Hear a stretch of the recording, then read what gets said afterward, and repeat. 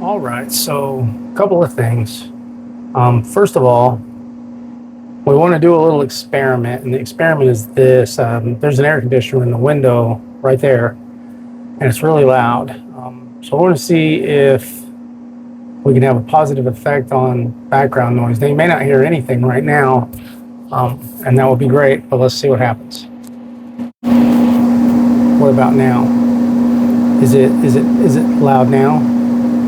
Because what happens is that air conditioner, and especially when the compressor kicks on, makes a heck of a racket. It sounds like a rock polisher.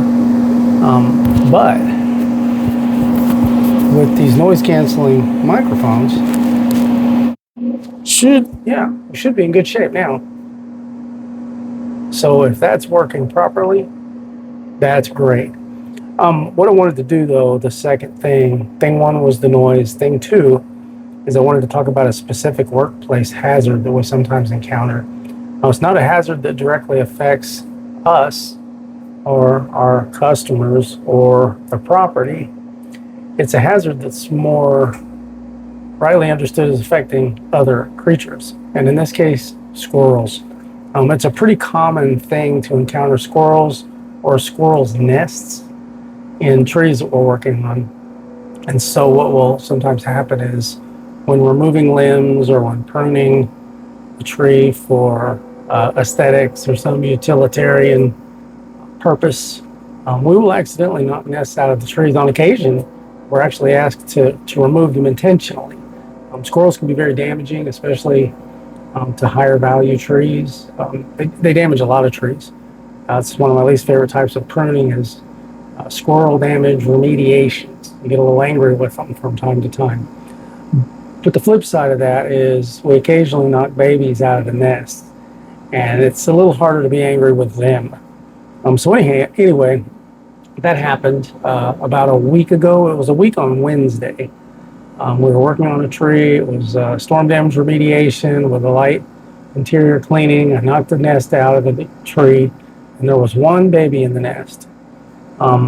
We're guessing it's around 4 weeks old. Eyes are still closed, ears are still closed. The bottom incisors, teeth, they're showing. No fur on its belly. So it's very young. It's taking a bottle. We're feeding it formula, kitten formula. Hopefully that's adequate.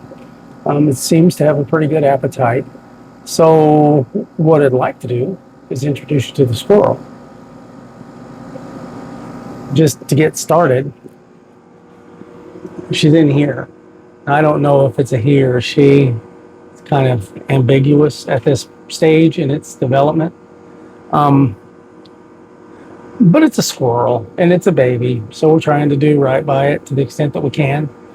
Sometimes we will leave them, and the mother squirrels will come and retrieve their babies. On that particular day, there were no other squirrels around. I didn't see any adult squirrels.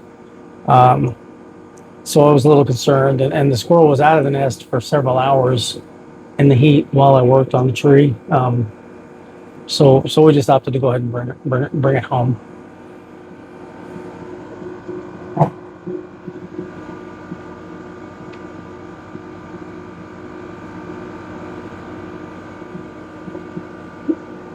I'm not a, I'm probably not a very good squirrel dad. Uh, right now I just have it wrapped in a sock. We've been taking or a shirt rather. We've been taking a sock filled with rice and warming it up periodically, just to make sure that the little creature stays warm. But there it is. We're hopeful. We just fed it maybe 30, 35 minutes ago. It's sleeping. I'm going to put it back for now, but you can see it's just a little bitty thing. Eyes are closed, ears are closed, and so we're hoping to keep it going. See if we can get it grown up and rewilded.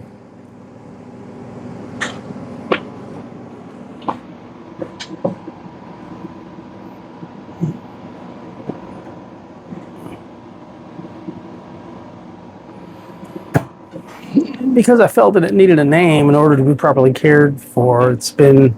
Uh, it's been called Squirrel Rat, Ratty Rat, Norbert for short. But in the event that it ends up being female, then we'll go with Berta. I ran those by the child of a friend of mine, and he was scandalized. He said, "No, the squirrel needs to be named Mr. Nutty." So that's under consideration. But anyhow, perhaps we can get a little bit of screen time for the squirrel, feeding, hopefully developing, and then we'll kind of see what happens from there.